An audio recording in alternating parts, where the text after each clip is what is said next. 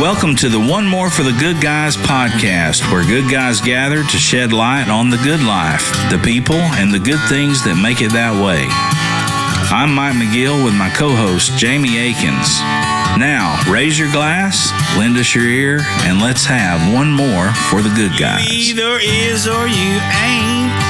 You do or you don't. You can or you can't. Or you will or you won't. Either way, baby, a good man. Well, hey, everybody, McGill Billy here. And I am Jamie. One more for the good guys. Thanks for sticking around, or actually not sticking around, but coming back and checking out this week's episode. Hopefully you got caught up on all the others that we've been doing and enjoyed last week's episode with the greatest NBA team of all time that we could come up with. Obviously, it's just in time for the finals. Game one's coming up, Friday or Thursday? Tomorrow night? I think tomorrow night. Tomorrow night, I believe it is. Tomorrow night for us. You all see this next Monday. It's just Thursday. But nonetheless, we're glad you're still with us. Be sure to share and with your friends and visit us on YouTube. Give us a like. Give us a like on Facebook and Instagram. Even if you don't like us, just lie. Like it anyway. Everybody else lies. You should too. And it's a free way to help us. And if you don't believe it helps us, then I don't know what I got to do to convince you, but it really does help us. So if you could do that for us, we would appreciate it. Today we came up with all different kinds of stuff that's been happening in the news and different things, and came up with a few things, but we settled on one that we did a while back, and I just think we both said that we've gotten a little bit better, and now we've got the video and everything going good. We wanted to redo it, and that is, who are the 5 artists you couldn't live without if you were musical artists? Yeah. Correct. Yes, I should have clarified that. That's one for Jamie, none for me. 0. And it's, we did a similar one to this on the cigar one, the 5 cigars that we did one, the previous episode, actually. Never-ending humidor. With the never-ending humidor that's given to us Island. By a genie, or anyway, all kinds of nonsense. Wee little magical leprechaun. Leprechaun. So that's what this is. We're, musicians, so last year we came up with who's our most influential. So I said, let's do one of like the cigar one. Here we are. You're stuck. You got 5 artists to listen to rest of your life. Can't listen to anybody else. What is your list? Right? Yeah. Okay. Shall we just get right into it? No, let's see. What are you smoking today? Well, I'm smoking. We are those guys, so we got to make sure we tell everybody what we're smoking. I'm smoking this Underground Stick of Deliciousness. Underground 10 Maduro. There you are, from folks. Drew Estate. Ooh, follow the cigar. Yeah, from Drew Estate. We got these on a 10-pack or 20? We got a box. Got a box.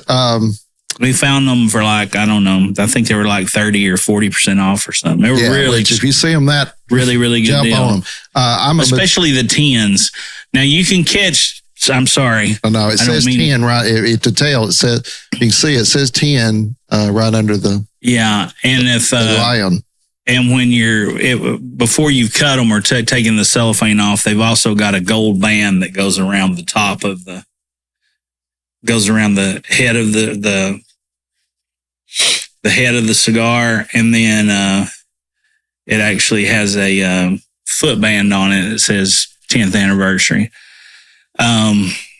They're pretty much like the regular Undercrowns, except they swap the binder and wrapper. The binder and wrapper are swapped on these, but anyway, I interrupted. You know more about them than I do, but fantastic smoke. I'm a Maduro fan, and used to smoke Maduro exclusively. I got more sense in that now, but these are wonderful. And I'd call this a medium full. Yeah. Yeah, not super knock you on your ass, but count your puffs, count your seconds between puffs. Yeah. The I believe that's Connecticut broadleaf binder, or no. Wow. Binder, and then San Andres wrapper.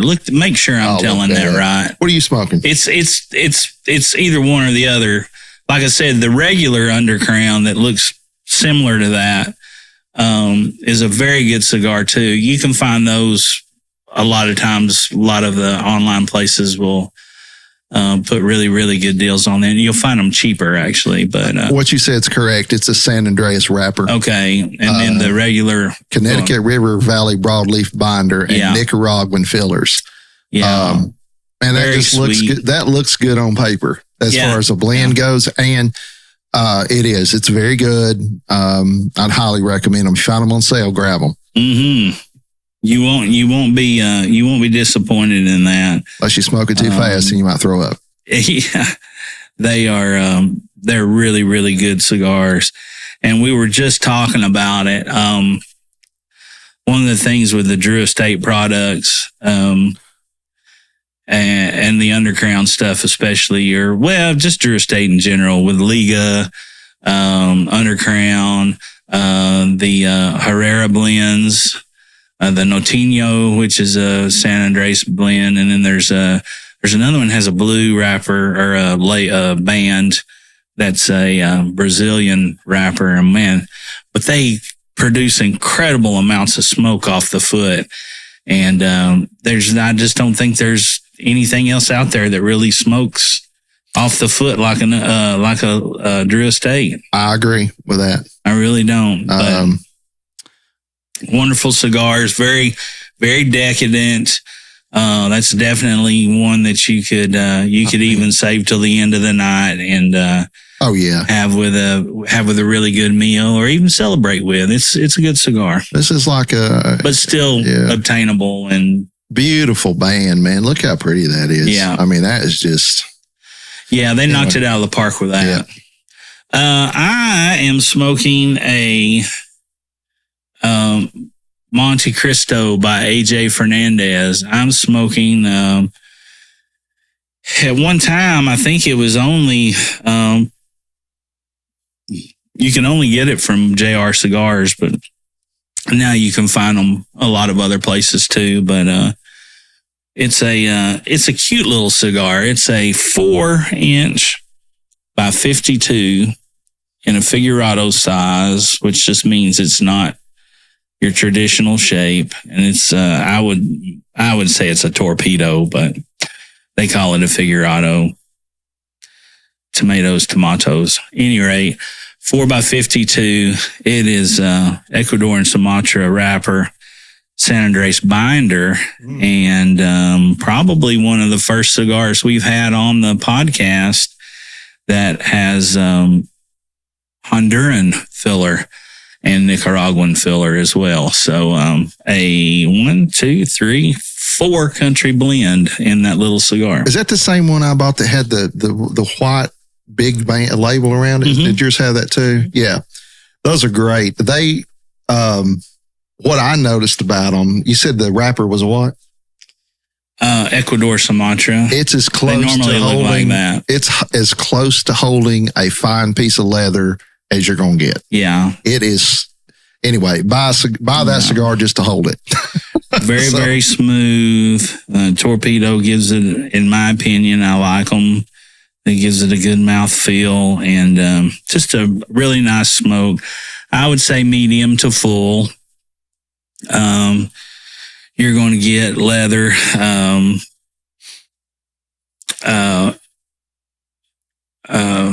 leather notes, coffee, some spice. You're going to get some pepper with it being an AJ blend and having that Nicaraguan filler. The big thing about it is you're going to, you'll enjoy those, but they come in 10 count boxes. The Undercrown 10s come in 20 count boxes. They're definitely box worthy. But if you've never had them before, take our word for it. pick you up a 5-pack anyway, if you Yeah. can find them. Probably won't find these in nothing but the 10-count box, but Probably not. And but you can find those in 5 and 10 packs. that's a cigar you can smoke too fast, though. Yeah. It's It I've will had get some you. buzz out of that before. Mm-hmm. And one thing to mention, because we talk about flavors and all that, and Mike's talking about leather notes. Well, we don't mean like chewing on a piece of leather. When he's talking about that, he's talking about the way leather smells, combined with flavor, because a lot of your sense of taste is dependent upon your sense of smell. So anyway, into this deserted, I put my title is Deserted Island Musical Artist. So basically, Dum, dum, dum. yeah. Being musicians, I guess this is our first musical episode, right? Probably. Mm-hmm. Non-guest episode. But anyway, if you had to listen to Yeah, five that we artists, just featured. Yeah, for sure. if you had to listen to 5 artists the rest of your life, you could never change. And that's what it would be. Who are they? And before we actually reveal our list, in the comment sections, put who you would like. Who would be your list? It's always interesting to Or hit us up on social media. yeah. Just and say, hey, here's our top 5. hey, or you're our, stupid. We hate that artist or whatever. But give us some feedback, I guess is what we're getting at. It'd be fun to learn who your musical artist that you like the most, that you wouldn't want to be without either. So, All right, who you got? Well, this is hard. It's very hard. Yeah, the rest of your life can't do anything but listen to these 5. I'm going to start with somebody. Well, the person that probably influenced what I play more than anybody else and their music. But if one of 5's got to be Ray Charles. Oh, yeah. I don't think I could go the rest of my life and not hear that. The genius. Exactly. Aptly named a genius at that. Yeah, that's just impressive. The peak of musicality, vocally and instrumentally, realistically, that I've ever been around. Like ever experienced with my ears. I've never been around the guy. But he's been dead 21 years. Yeah, I remember watching Ray, the one Jamie Foxx did. And such a great job he did, not only playing and singing and which he did. He did himself, yes. Yeah. And his mannerisms just imitated him to a T. I mean, a lot of times you didn't feel like that was Jamie Foxx. You felt like that was Ray Charles. To me. Still do. Yeah. Yeah. I thought it was great. But I had never heard the sounds of country, country and music, or country and Western music. My grandmother had that LP. I had never heard it before. So when he did the Hank tune on the movie, well, obviously, immediately I went out and got the CD. Right. And at that time, I was driving back and forth to Gatlinburg every day. So, man, I wore that thing out. And then I guess that he not only did, it wasn't just a CD. He did a whole set of that, didn't he? Didn't he do a whole set of like a volume 1 and 2 kind of thing? Yeah, I think so. I could have made that up. Okay. I'm good at making shit up, but I could have made that up. But anyway, yeah, I couldn't. That's a great pick. And just for that album alone. I mean, not to mention. Well, on my little list, just to give me food to, for fodder here, I listed a couple of albums to remind me of what I listened to. Right. You can see I wrote down Modern Sounds and Country and Western Music as number 1. Your big hands in the way. Oh, can you see now?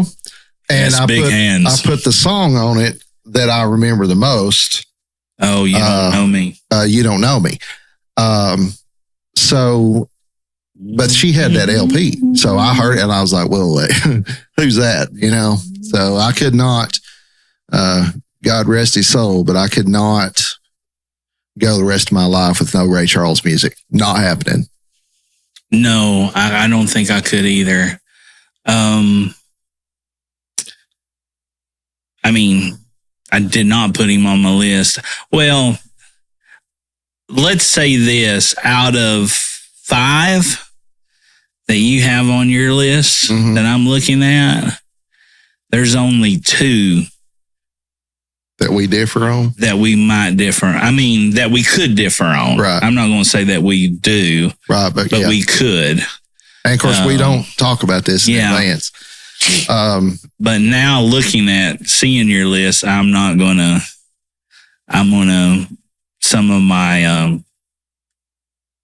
I'm not going to pick all the same. I'm not going to, basically 3 artists out of Jamie's 5 that I'm looking at, I would be like, oh yeah, I do those too. But I'm going to pick my runner up to them instead of. Okay, I got you. Except for. And you can say, hey, this would have been my choice. But 2 of them I'm not,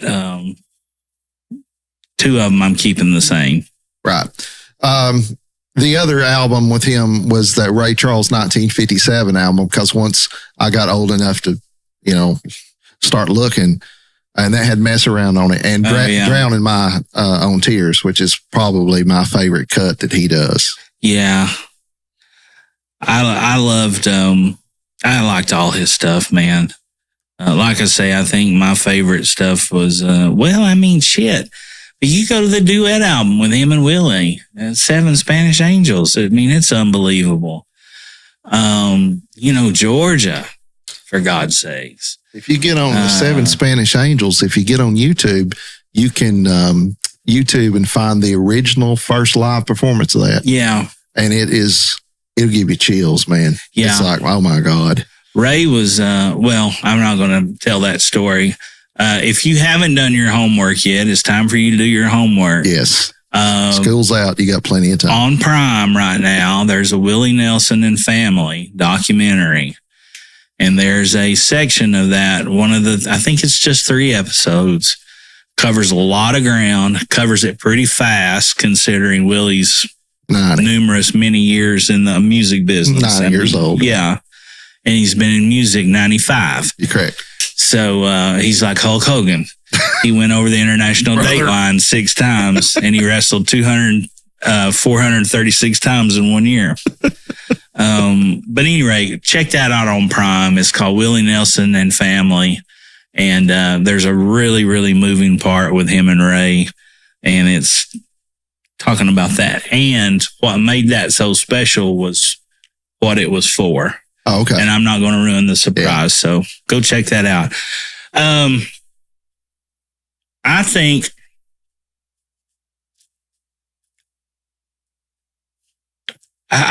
that there's this artist is a band. And I don't know if I would say I wouldn't say that they influenced me really musically for instance, but they certainly influenced me as far as being 2 white guys and 2 black guys coming from the Deep South in Memphis in the era of unrest of the civil rights movement. And that would be Booker T and the MGs. Oh, man. I would have to pick them. I mean, everybody knows Green Onions. And even if you don't know the names of their songs, you know them by the melodies. It doesn't take long. I mean, I like Time Is Tight. I like Hip Hugger. There's so many more that you can name. And there's all kinds of stuff they played on too. That they also played on all of that Stax Records stuff from the early days. But I went with a friend of mine out to, he had a broke foot at the time and he was covering Kansas, as far out as Dodge City, Kansas. He was covering parts of Illinois, Indiana, and West Tennessee and Arkansas. And he was in charge of selling, he was doing Cellcom stuff. So he wasn't selling the phones or the services. He was actually selling the towers and the, was that too far away? Or were you? No. Oh, I thought you were giving me a cue. He was selling the towers and everything that it took to put up the towers to do communications on that many state levels. And I had just watched a documentary, and I was older. I mean, this might have been 15 years ago. So I wasn't a kid when I heard this and found all this stuff out, but I drove him on his trip. And on the way back, we decided to take an alternate route, and it brought us back through Memphis. And he goes, "What do you want to go see?" He said, "We got some time." And I was like, he's like, "What's in Memphis cool we can go do?" And I was like, "Well, there's Graceland, there's Sun Records, there's there's Pyramid. Yeah, the Bass Pro, man. They got them big channel cats down there, man. They get them right out of the river, that big river there in front of it. One that goes under that bridge. So we decided, and I said, well, we got to go to Rendezvous and eat some ribs. That's the touristy thing to do. Our good buddy Hunter Deacon told us. Yep. And so we did that. And then I was like, I got to go to Stax. I want to go to Stax Records. Good call. And, if anybody knows me and just listening to the way I talk, the type of music I write, the stuff I play, you would think I'd probably wanted to go to Sun Records. Sure. Yeah. But no, Stax was it. And, I would have to say Booker T and the MGs. I know every time I'd have a party here or have people over, that's the music that went on first. It always got everybody in a good mood, made people want to start moving around. It was light, it was happy. And, if you're on a deserted island and all you got's a damn beach ball to talk to, you probably need something uplifting. Yeah. So Booker T and the MGs is one of mine. That would be one of mine. Man, that's a good one. Oh, Lord. We told you about this just a little while back, but just to remind you on that, and I know I may sound like a broken record, but there's a wonderful 3-part documentary on HBO Max right now called Soulsville, and it's the Stax Records story. Highly, highly, highly recommend watching that. Well, there's a new documentary too, right? Yeah, that's the one on Max right now. I think there's another one too that they're doing as a. We talked about it with one of our guests. Might have been Poe or somebody like. No, it was probably Phil, but I'll look it up in a minute. There's another. Well, the one I sent you the other night, it's brand new and it's on Max. Is that the one you're talking about? That's the one Soulsville. Yeah. Okay. Yeah. Maybe that's it. Maybe I just got my wires crossed. Well, Booker T and MGs. PBS did one years ago. Right. But I don't know if it's, I'm sure you can find it probably on pbs.org or something like that. But. Yeah, for a donation of $12.99. Oh. So Booker T, man, that's golly. Green Onions was one of the first times I ever heard the organ. Yeah. I mean, outside of a church house. And I thought, man, that don't sound like what this is Velma's playing at all. That sounds nothing like that. And it sound like he's got blue hair. Yeah, right. And then anyway, organ's another talk, but maybe we can get anyway. So my next one, I went with Ray Charles first, and golly, man, this is hard. I've got to go. I'm just going to stay old school with influences, but Chuck Berry, man. It's none of this stuff really exists without him. I mean, no anything with a guitar is. I've never heard anybody say, "Yeah, that guy sucked." None of these guys. If you did, you smacked him in the mouth. That's right. I didn't say it to me. None of these guys and gals playing guitar in the world think that Chuck Berry sucks. Yeah. You know, that's like saying, you know, I don't even have a good example because it's stupid. So anyway, Chuck Berry, name speaks for itself, but that great 28 they put out, which is a greatest hits album, yes. And if we were doing albums, that wouldn't count because I don't believe in greatest hits albums as much as I do though. But since you're stuck on an island, you get the entire library of your artist. So you got your island, you got all of Booker T. So yeah.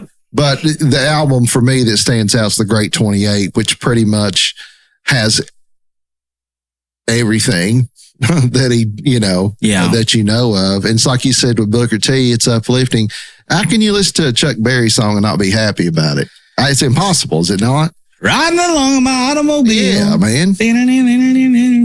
No, it is. It's very upbeat, uplifting. And again, you know, probably the only thing bad about any of that stuff is the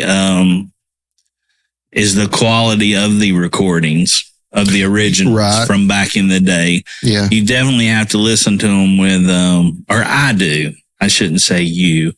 I have to listen to them with, it would be like listening to an album of Hank Williams. I'd have to listen to it with the understanding this was the best audio qualities and things that they could do back then.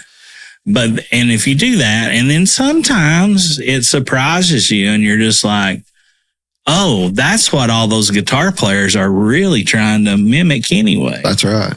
That's what they're wanting to sound. Right. That's why they got 10,000 pedals. Yep. You know, to get some of those 120-pound tube amp around. Yeah, that's true. You know, I heard somebody tell me one time that Chuck's had a contract and he traveled and he didn't take a band with him. He took Johnny Johnson, who they had a falling out before they both died, but because Johnny claimed that he wrote part of the song and I wasn't there. So anyway, he'd show up and in his contract was he had to be picked up at the airport in either a Lincoln or a Cadillac. Yeah. And he had to have a capable band. Yeah. That was the only two Chuck Berry requirements. So, and paid in cash before the gig. I have heard that. Yeah. Well,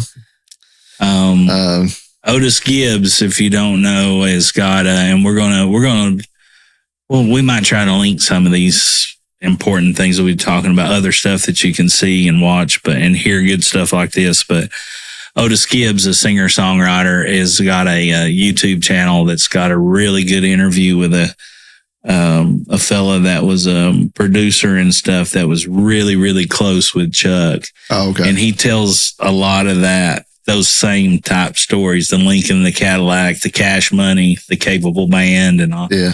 So maybe we'll try to put that in the link that in the descriptions the YouTube video. One thing you were talking about, I wanted to mention from a listening standpoint, you're talking about how old music sounds and whatever else. A lot of that, aside from equipment, okay, because I feel like that the equipment has far outpaced the music now, and you know, we don't need any new equipment. We need good new music kind of thing. So the reverse is true. You know, they were recording with what they had and whatever. But one thing you need to understand, and this is with records, physical records, and things like that, and music back then, the compression on it's nowhere near the same.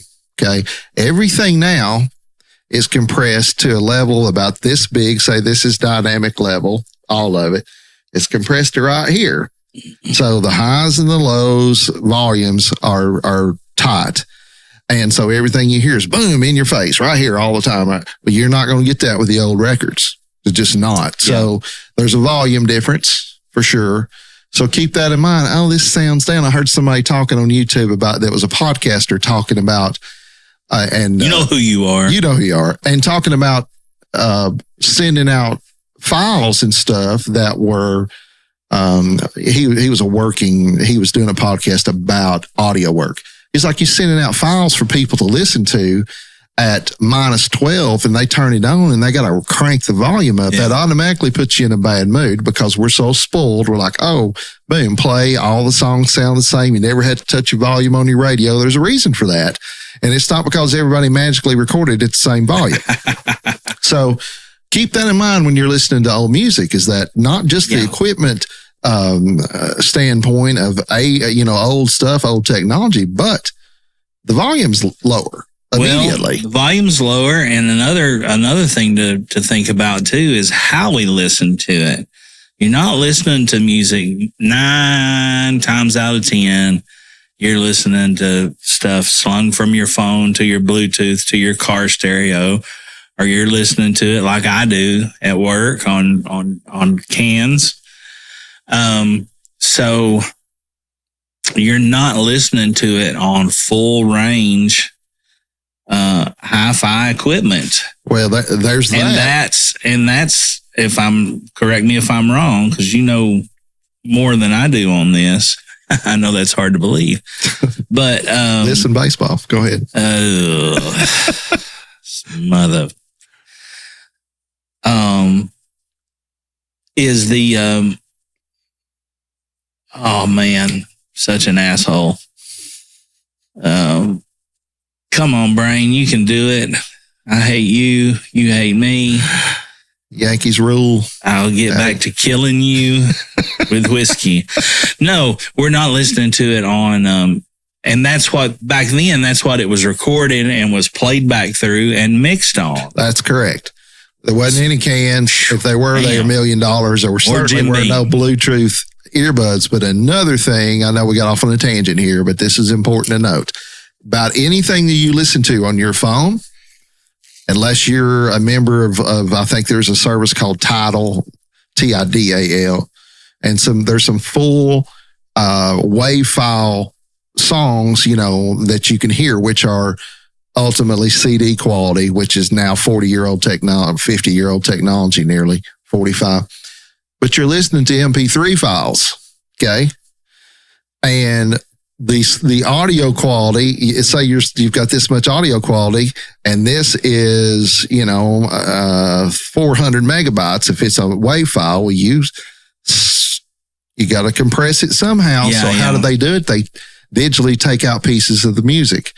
Okay, so you almost never are listening to full range, full spectrum, whatever. Right. And when you are, specifically with CDs, you're listening at 44.1K, which is old. Yeah, so like nowadays when you go into a studio, your playback speakers, and for those of you that are not familiar, and we're going to move on quickly, but just to illustrate my point and to Jamie's point as well. So new studios, great, top of the notch, top of the line studios. They've got playback speakers about this big. Oh yeah. Near field monitors, what he's talking about. Usually. And the playbacks they're sitting right in the control room facing towards the engineer, the guy that's pushing all the buttons and doing all the cool stuff, putting all the pookie on everything, right? And that's what we listen back to. So we go in there and we cut a track and we come back in the control room and we start listening to it. All right, let's listen back to that. We all go in the control room. He pushes play. We're listening through those, right? At Stax Records, their playback monitors were movie speakers. Yeah. Were the ones that they took out of the wall in the movie theater in 1965 or 1960, probably 3 back then, because they would have had to be old enough that they didn't want them anymore. Right. But these are ginormous cabinets with subwoofers like this big around, speakers this big around. They look like a chest of drawers. So dresser. Yeah, so they mix to that and they listen to that. So that's why if you go back and listen to a lot of the old Stax recording or Otis Red and Sam and Dave, Isaac Hayes, all that stuff, you'll hear all that. You'll hear all that bass and all that guttural low end noise. Right. And it makes a huge difference on the way we listen back to it. I'll do an episode these about days. this and talk about the different things. You music nerds out there that want to hear an episode on that, let us know. Ask. But to your point, and then we'll move on. But you were talking about mixing on those whatever. Back then, I say back then, previous to CDs, or even previous to cassette tapes. Let's go back to 50s, 60s, so forth. They only had to mix for two media: radio and record. That's a really good point. And now I didn't think of that till you'll hear audio engineers. That's exactly what we're talking about. That's right. Yeah. You'll hear audio engineers say all the time, "Does your music translate? How does it translate? Whatever." Because now you've got to have it sound good pretty much everywhere or sound decent. So when you go in and make a record now, you have to tell them, how are you releasing this? What's your sound? Like Jamie asked. And you have to say, well, we're releasing it all on digital streaming platforms. Right. Or, we're doing this to CD, or we're doing this to a record. Whoa.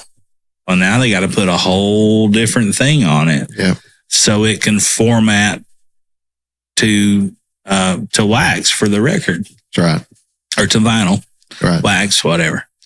Any rate, you got one, I got one. Did you pick one? Yeah, I had Ray Charles and Chuck Berry are my two. That's right. And I had Booker T. Booker T and the MGs.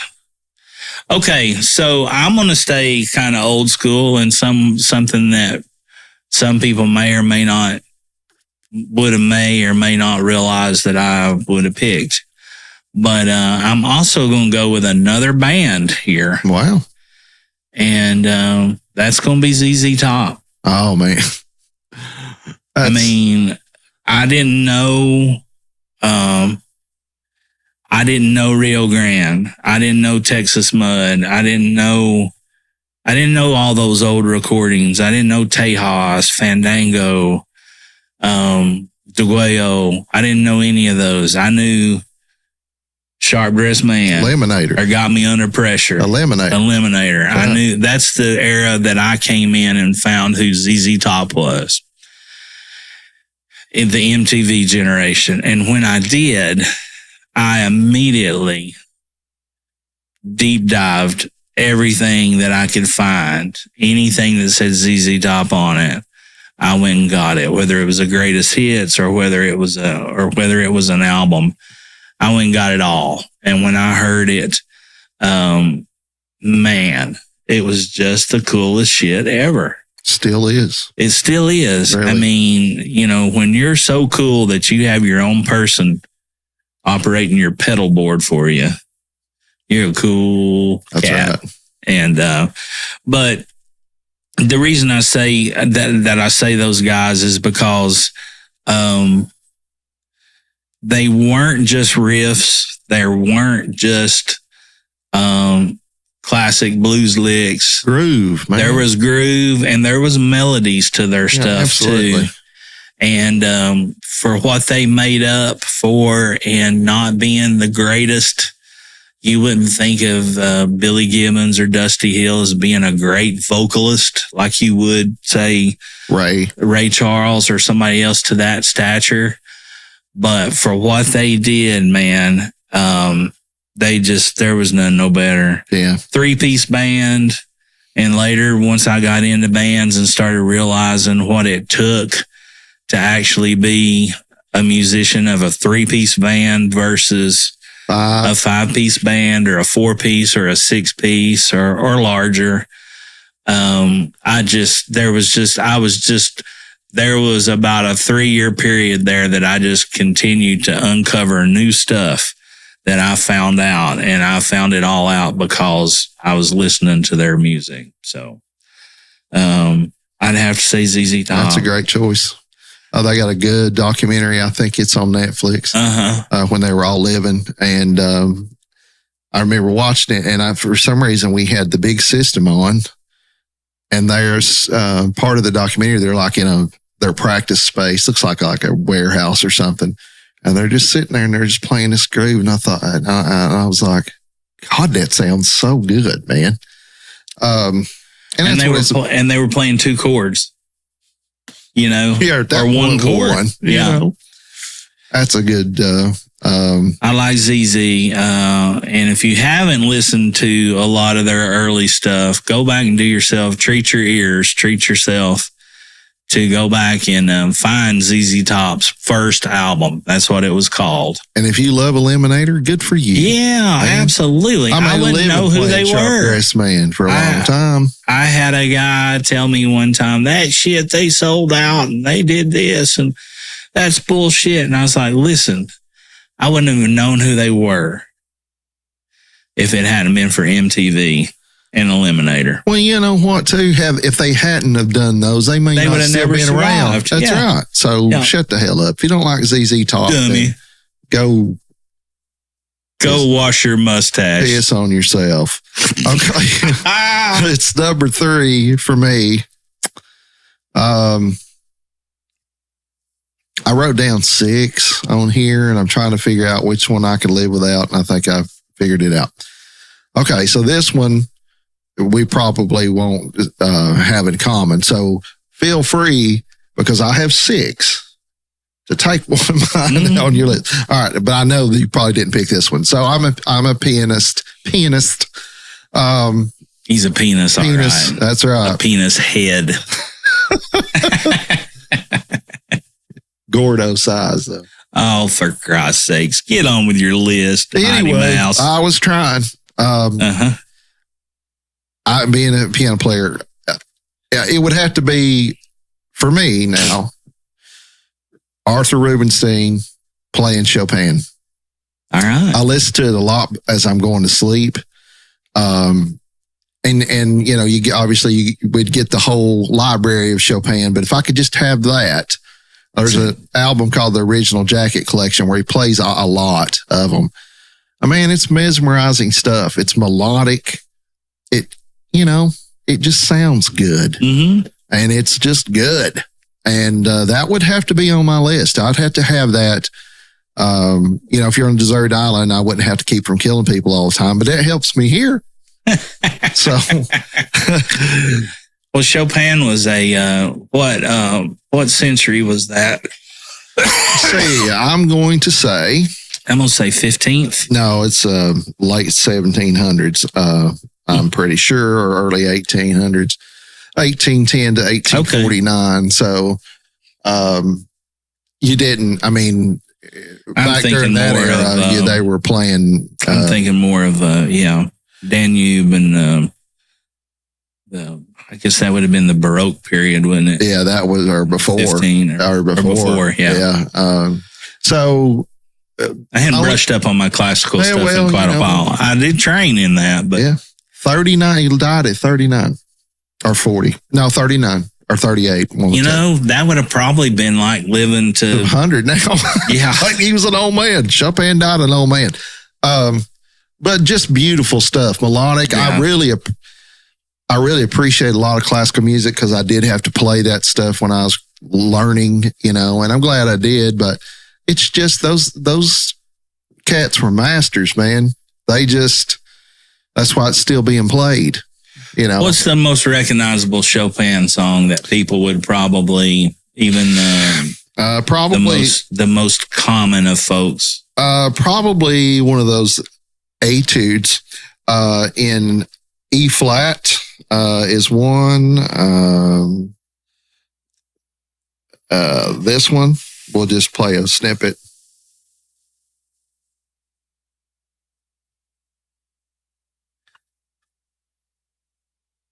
No, that's not it. That's not it. More than one. Maybe it's this one. Oh, I have an ad. Let me pause it. Perfect. But you will know this melody. You can't get this kind of production value in any other podcast. That's right. It's top-notch shit right here.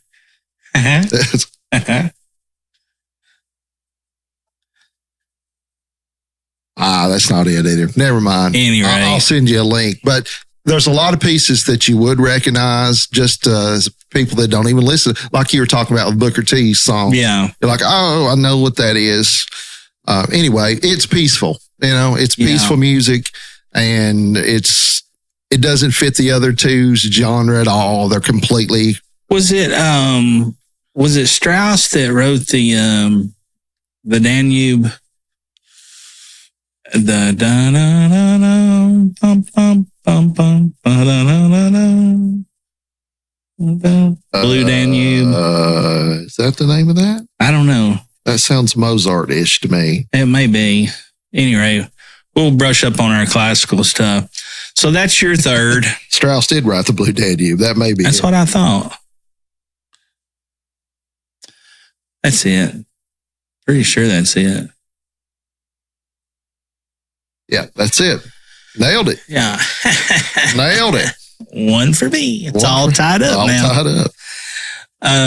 So Chopin and so I had two groups. I could very easily go groups. I mean, I almost put a group on mine. And one of those groups that didn't hit right in my age. It did for my age group for the most part, but probably more so for like big brothers and sisters ages. Now they spanned quite a few different decades with theirs, but it would be very undude-like to put them on my list. But I'm going to have to do it. I'm going to pick another group right here. And we've talked about this before, but the Eagles. I mean, I was in choirs, I was in singers and all that stuff. I was learning how to read music and sing parts and that kind of stuff. But as far as a popular music goes, if you wanted to have ear exercises, and yes, that's a thing, and get yourself better at noticing things and learning music and or harmonies, especially by ear, there's no greater teachers than the Eagles with the stuff they did. And, you know, obviously Glenn has passed away. And I guess Timothy B. Schultz passed away as well, right? So I believe that's right. Bass player. Guy. No, he did. I can't think of the name of the song he did now. Take It to the Limit was Henley. But I believe Schultz died as well. But at any rate, for their longevity, for their catalog of work, and all of the stuff that they put out, I don't know if you could, I don't know if I'd get tired of it. So I'd have to say the Eagles. You can't argue that. I think that the Eagles are now before you start saying, well, what about so-and-so? Because listen, Eagles had number one hits. They got one of the best selling albums of all time. They did okay, if you don't know that. Yeah. And so when I say this, take it with bands that made it, quote unquote, whatever the hell that means. They're the best top to bottom band for that. And the guy that I was thinking of is Randy Meisner. And Randy did sing Take It to the Limit. Oh, that's right. According to this. But he died in 23, so he died last year. So that's who I was thinking. He was the original bass player, right? I believe that's right. Yeah, and then the guy just said Timothy Schmidt. Yeah. Timothy B. Schmidt. But top to bottom, vocally, musically, name somebody that's better than them. You're not going to. I'll give you the rest of your life. He died in 2016. The other guy. Mm-hmm. Okay. So that's a great choice, man. My dad loves them. But as far as super groups go, vocally, instrumentally, top to bottom. Well, there's none better than them. You go back and you listen to all their, like we said, if you're getting all their work, you're going to go through so many eras. Oh man, with them. I mean, because there's stuff when Don Felder was with them that they, and the Gosden brothers were playing and singing backup harmonies on different tracks, and they were doing bluegrassy ish stuff. And then you go from that, from their humble beginnings, and then you go all the way up to like when Joe Walsh came in, and you go to These Shoes. I mean, a tremendous catalog that just kind of rides a roller coaster through it touches different genres all the way through it. So I think that would be one of them. And they definitely, after I started getting turned on to a little bit more of modern music, they were definitely one of those groups that I went out and immediately bought the greatest hits first, just to. Well, that's their. And then started going back and doing albums. I think their best-selling album is their Greatest Hits 2 album. I believe that's right. It's got the skull on the front of it. I think so, yeah. So, I mean, that's a great choice. For me, I appreciate them as much as anybody or more, really. And I love their music, but it's not a top 5 for me, even though I could listen to them a lot. Mm-hmm. So you've gone 3 groups on us here. Yeah, well, I just kind of got to thinking about it even more so, and it was just like, I mean, I wore those cassettes out, man, when I worked on the golf courses. Oh, yeah. And I didn't have nothing to do but ride a tractor or mow all day, I mean, them, the Eagles stuff I bought a songbook to learn how to play some of the songs on guitar when I was first fiddling around with guitar and stuff. So Hard to take it easy. So yeah. I'd have to say the Eagles. That's a great Even choice. though it's very undude-like. Yeah. He hates the fucking Eagles, man. Well, I mean, All right, for me, number 4, I know who you mentioned us having people in common, so I'm going to take the one that I know the most about. And certainly this is my number 1 too, really. But I can't go anywhere without Merle Haggard, man. That ain't happening. I just can't do it. Man. Yeah, I would be very, very, very, very miserable if Merle Haggard music just didn't exist immediately. Well, let's just say that's on my list too. So we'll just get that out of the way, and now we can talk about Merle Haggard for a little bit. Yeah, I mean, and of course we talk about him a lot, but I think that he is the most talented vocalist, period, really. Had more character in his voice. I've said many times, he's like Sinatra with character, but he's better with pitch.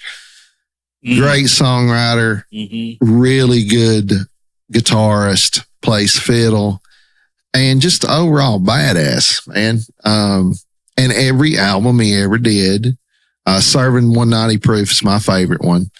But I mean, I was just going through the list of them today to remind myself. That's the Way Love Goes is one of my favorite records of all time. It is one of if I'm going to A-B something that I'm mixing that sounds country or whatever, that's the record I'll listen to because it is slick as a ribbon, man.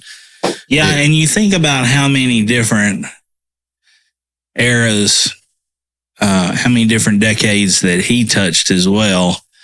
With hits, from the early 60s all the way through, I mean, all the way into 2000. Sure. Yeah. Years. And how, at one time it was classic. You listen to a lot of stuff. We do that old song, Drink Up and Be Somebody. You listen to the original recording of that, and it says Bakersfield as Wim Stewart and Buck Owens. It's twang, twang, twang. Bang me some more twang. And it's a thing of beauty too. It is. Such a good cut, man. But then you'd go just, another 4 or 5 years. Well, let's say you go up into like 71 or 70. One of my favorite songs of all time that he did has got strings. It's got classical guitar on it. It's got, of course, it's got, the electric guitar. It's got piano, but it sounds like a different world. And that song would be Carolyn. Oh, man. And you talking about a song that is well written and you think it's going one way and then it completely goes the other and teaches a life lesson in the middle of it as well. Right. If you haven't listened or don't know the song I'm referencing, go check that one out. And some beautiful, beautiful melodic playing on it, on the guitar parts. And,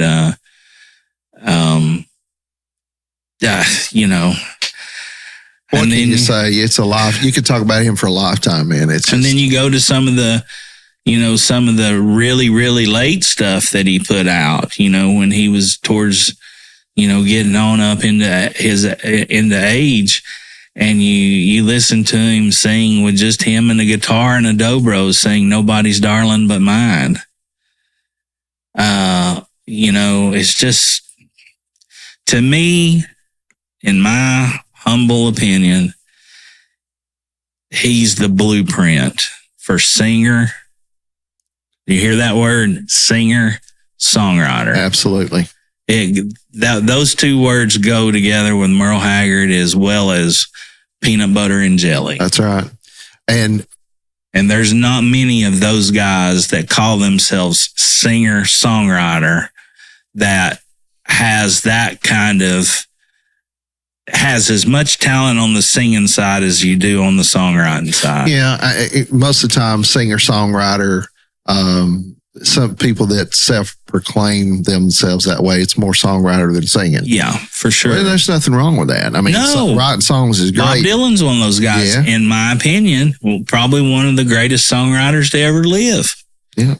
Singing's okay. Many would say. Singing's okay. On certain things, his voice lends itself to being what it is. And on other things, I'd rather hear two cats fucking. Sure. Yeah. But, too graphic? He's also done okay for himself. Oh, absolutely. But you're right. Doesn't make me hate Bob Dylan, I guess. Right. The other thing too is if you're a young musician or you're trying to put a band together, especially if it's country, one of the two types of music, country or Western, you need to listen to down here at Bob's Country Bunker. Yeah, you need to listen to the Strangers, Haggard's band, play. Oh, wow. And do what they do. Yeah. I mean, he's obviously a band like that, making that much room for a vocalist like that. It's a thing of beauty. There's nobody better than that guy. There's just not. No, I guess overall. Probably we'll tell this little story and we'll move on. We got one more. Yeah. Perfect. You got two more, but yes. I do. No, I doubled down on yours. So I picked 4. I picked 3 groups and Haggard. Okay, so you picked Haggard too. Yeah. Okay, gotcha. Yeah, that's why I said, let's just get this out of the way. I picked Haggard too. Okay, gotcha. Yeah. And,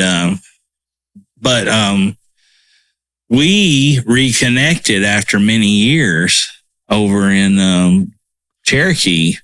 That's right, at a Haggard show. At a Haggard concert, yeah. Yep. That our good friend and sponsor of the show, see how I did that? Oh, yeah, see. Cindy Lou down at the Chop Shop. She gave me and Andy Perkle tickets to go see Haggard at Harrah's over in Cherokee, and we ran into this guy. Which is a pretty good venue, really. Yeah, it really is. It's nice, and they, especially if you're a gambler, it's real nice. Well, but it's good. Seats are a little uncomfortable. I saw him there twice. Yeah. That was the second time I'd seen him.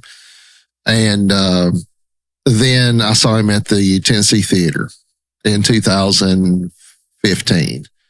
So he died the following year. I seen him 3 times. I think I saw him 4 times total.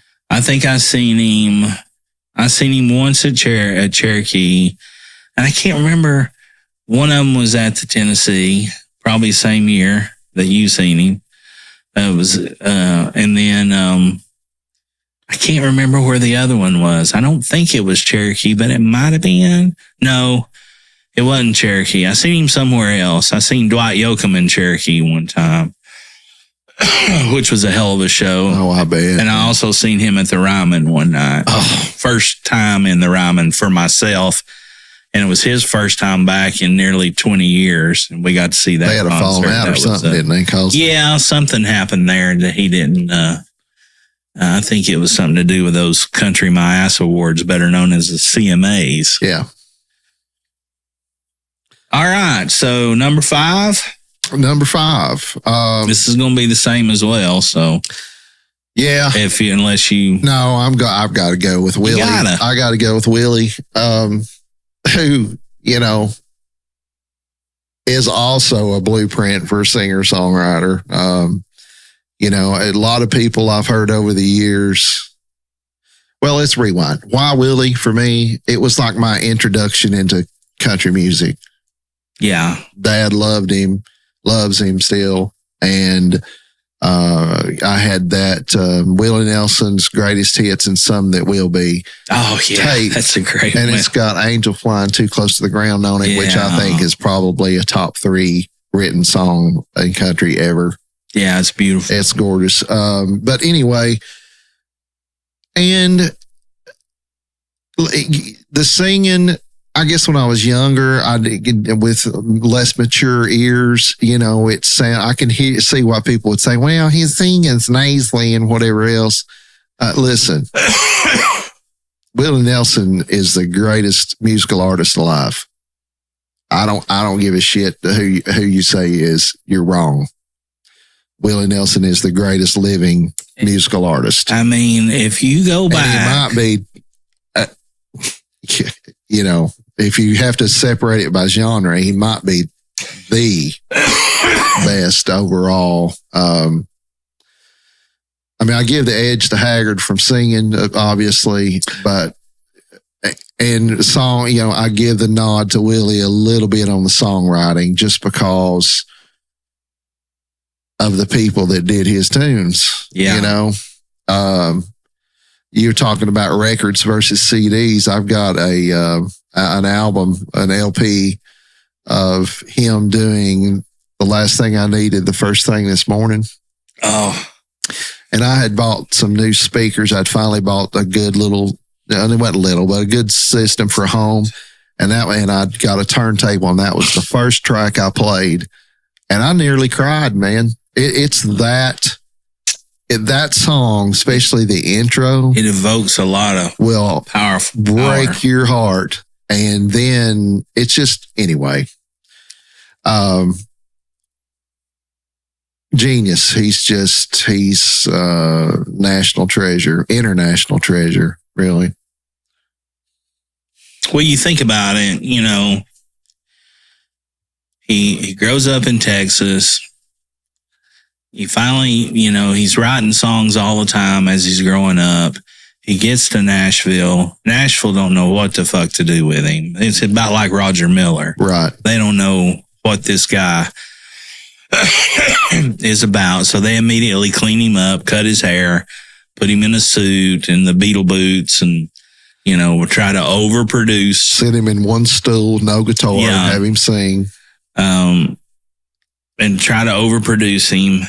And he leaves there.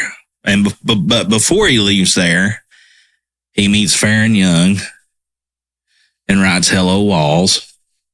He meets Patsy Cline and writes Crazy. And then he wrote, what was the trip he took? The trip was between Texas and Nashville, and he wrote Nightlife, Crazy, and God dang, one of his other giants. Was it Funny How Time Slips Away? Yes. Now, there you go. That's enough. Say, really? Yeah. What else you say about it? There's a cut on. And then goes back and then leaves and goes back to Texas, tells Nashville, this ain't for me. Also goes through a divorce, goes back to Texas, and from a phone call of Waylon saying, hey, Hoss, I think we got something down here with the rednecks and the hippies. And he goes down there and then makes Stardust, which is still, to this day, on the fucking charts of best-selling albums. It's his best-selling album. It's the best-selling album of all time. For him, for sure. Yeah, oh yeah. But I'm like, I think it's even still in the top 100 now. It may be. I mean, it's a great. And it is the most stripped down, unconventional recording that is just him and the family band. And if he did nothing else the rest of his entire career, he would have made fortunes upon fortunes just on that recording alone. Right. Then gets in trouble with the IRS because of a shady manager, loses everything he owns. The Texas football coach at the time, golly, Corals. I can't think of his name. Dan, Tom, something, Corals. Heads up a thing, and everybody that knew him bought every piece of everything back at those IRS auctions and gave it back to him free of charge. Hey. And then, you go to, let's just jump fast forward all the way to 2020. To the start of the pandemic, while I'm building the Honky Tonk, and he comes out with an album of nothing but his favorite Sinatra songs, and does them as good or better than Frank could have ever done them. In his 80s. In his 80s. Yeah. It's unfreaking believable. I mean, all that times 10. There's a cut on YouTube of it's got him and Christofferson's there. Trying to think who else is in the crowd. I want to say maybe Mickey Gilley or whatever. And they've got the shot looks like they're just on a panel sitting there to talk, but there's a band over to the side. And Willie's got his guitar, and he just starts into funny how time slips away. Listen, if you haven't seen that, I'm gonna link that in some of our stuff. It'll change your life. That's how good it is, and how just watching a masterwork. Yeah. I mean, watching him play that and sing it there amongst his peers. And the admiration that they have for him, watching him, it's like Christofferson is just sitting there listening to what he's heard a million times, and it's just like, just smiles and is like, this is the peak of musicality, and it just is. He just is. There's nothing. I love Haggard. Haggard's my favorite. Yeah, but they're almost equal. On my list of those two are on my Mount Rushmore for sure. I just can't. I don't think I could go without. And plus, Willie reminds me of my dad. And if you're on a deserted island, you kind of want to have memories. But yeah, I mean, just a genius, man. Just this. So. And such an underrated guitarist. Playing a freaking nylon string guitar with a pick. And to do what he does and sing the music he sings and the stuff that he writes that is uniquely him, as much as it can be for the next star, such as Patsy Cline, Farron Young, and what was the other one we said? Help me. Fuck, that ain't it. That was The one he wrote on the trip. Oh, funny how time slips away. Yes. Well, I mean, you take a song like, But those were all big songs done by other folks as well. Yesterday's Wine. You know, yeah. Wasn't that he wrote that, and then Haggard and Jones did it. Of course, he did it too, but you know, anyway, if you don't appreciate country music, if you will, you know, these two artists are much bigger than country music, in my opinion, as far as what they do, especially Willie. Listen, give them a listen. Go listen. I'll put some links and you can just listen and just, you know, put your preconceived notions about it aside and just listen. And one of the things with, Sinatra was a big Willie fan, and obviously Willie was a big Sinatra fan, but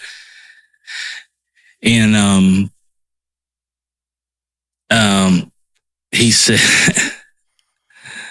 they did a couple of, they did one concert together, and where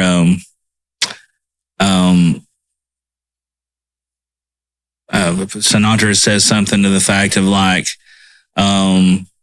I love this man's writing, I love this man's singing, even though we don't have the same taste in tailors. And Willie said